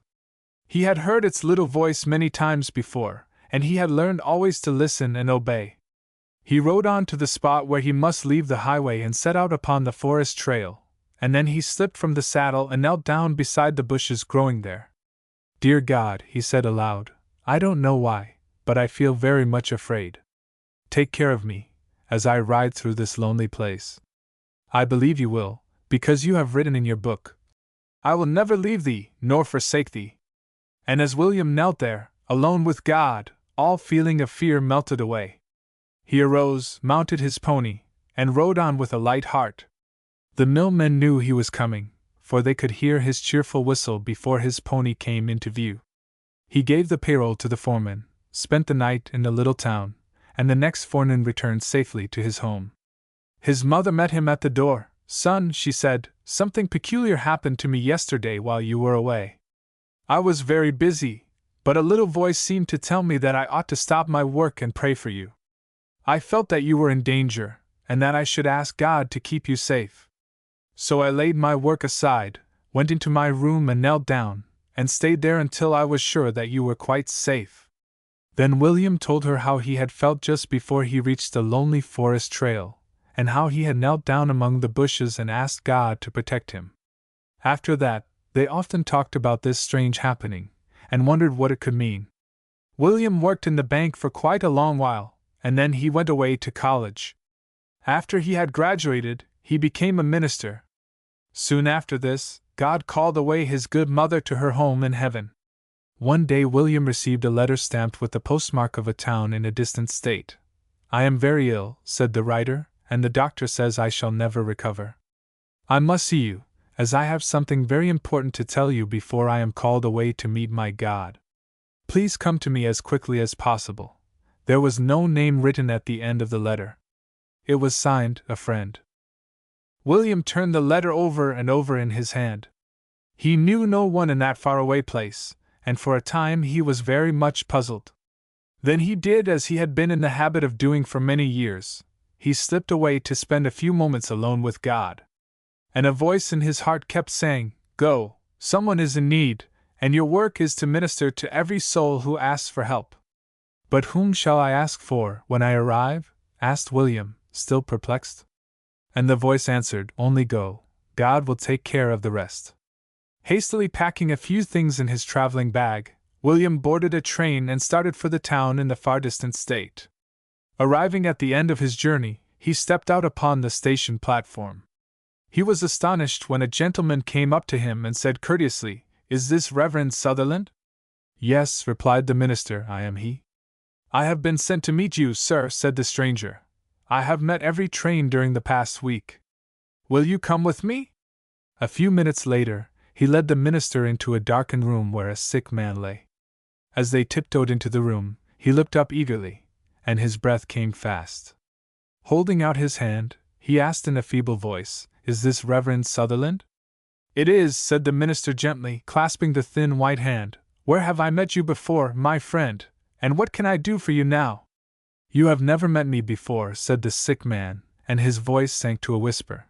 "I saw you only once, and that was many years ago. But I have kept track of your whereabouts all these years. I have sent for you now, sir, because I am dying." The sick man sank back upon his pillows and rested a moment.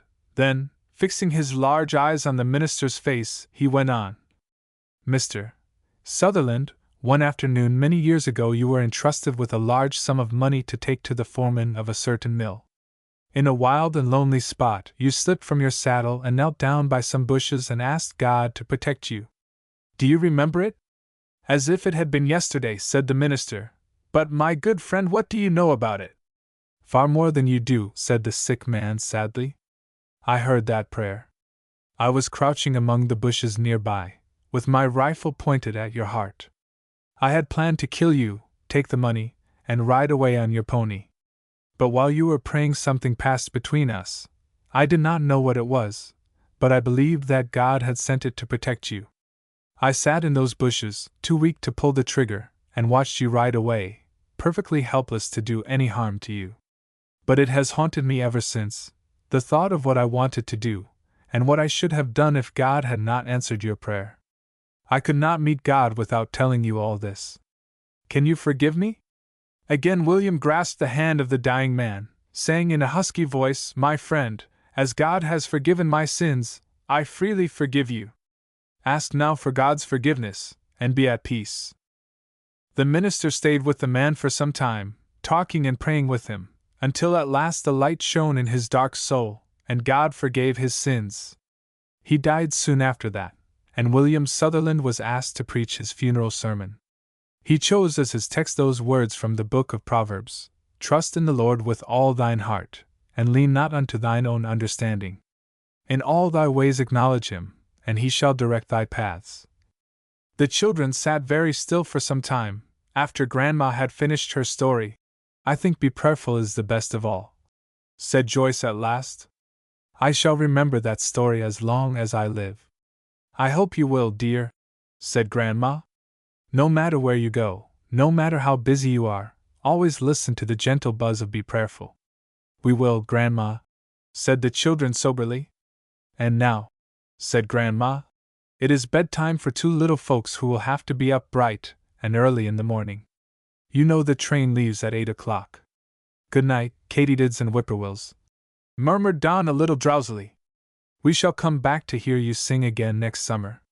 With that, two tired children crept upstairs and tumbled into bed, and very soon they were in the land of dreams. Home again. Illustration: home again. The sunlight was streaming in at their bedroom windows when Joyce and Don awoke the next morning. They dressed quickly and ran down to watch Grandma pack their lunch for the trip home. At the breakfast table, they talked of all the nice times they had had during the past few weeks, and they promised to persuade Mother and Daddy to come with them to the farm next summer. When everything was ready, Grandpa lifted the little trunk to his shoulder and carried it out to the car, and soon they were on their way. When they reached the station, Grandpa bought the tickets, checked the little trunk, and gave the children a story book to read on the train. Dear Grandpa and Grandma! They always knew just what to do to make the children happy. As the train whistled in the distance, Don caught Grandpa's hand and held it tight. Joyce threw her arms around Grandma and whispered, "Dear Grandma, I love you. And I've had such a happy time."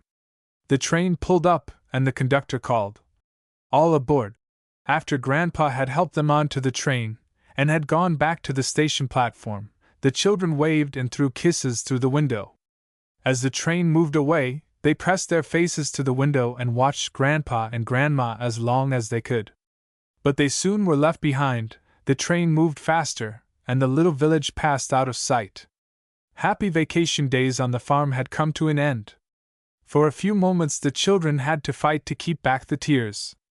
Then Joyce opened the book that Grandpa had given them, and soon their loneliness was forgotten.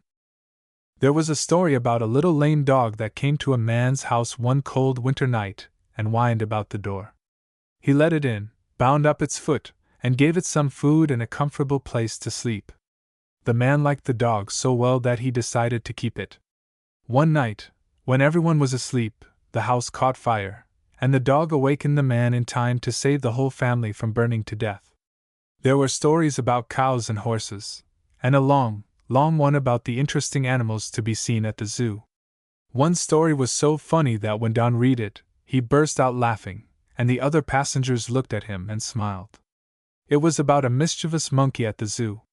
One day a gentleman who wore a wig came by, carrying his hat in his hand. The monkey reached through the bars and caught hold of the wig, pulling it off his head. When it was time for lunch, Joyce opened the basket that Grandma had packed for them. They spread out a napkin on the seat in front of them, and ate their lunch off this table, in the most grown-up fashion. Grandma had tucked in several surprises, and how good the cookie men tasted. In the middle of the afternoon they began to pass through the suburbs of the city, and soon familiar sights came into view. When the train backed into the station, there stood Mother and Daddy waiting for them. "Oh, Mother!" cried Joyce with a bear hug. "I've had a good time, but I'm so glad to see you again." Don, big boy that he was, had jumped into Daddy's arms. Soon the little trunk had been placed in the car, and they were driving toward home. What did you enjoy most of all during your vacation? Asked Mother, as they were eating supper that evening. Fishing, replied Don quickly. Joyce did not answer. She sat quite still, with a faraway look in her eyes. And what did my little girl like best of all? Asked Mother at last. Oh, Mother, said Joyce, her eyes shining. I was happy every minute, even when the old turkey gobbler was chasing me around the tree. But what I liked best was to sit out on the porch in the evenings, and listen to the katydids and whippoorwills, and watch the stars come out one by one. And then it was so nice to sit close to Grandma's old rocking chair. End of Project Gutenberg's A Hive of Busy Bees by Effie Mae Williams.